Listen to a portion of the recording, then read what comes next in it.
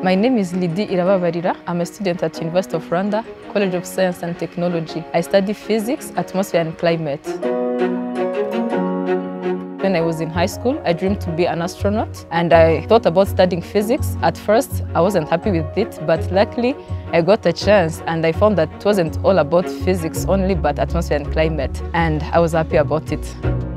I was challenged with some of my parents, even friends. They would say like, why are you studying physics? They couldn't understand about it. For some, they take it as surprising that I study physics. They feel like I'm a genius, but not always those who are in STEM are genius. But if we are given equal opportunities, we can prove ourselves. I believe that even though we can go far away, if they made it, why not me?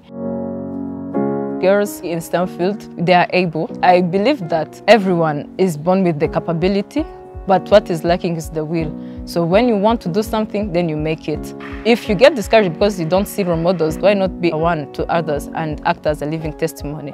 So I would encourage them to go further and then don't limit themselves, mostly at the level of high school and want to deviate from STEM field, but pursue it until the end.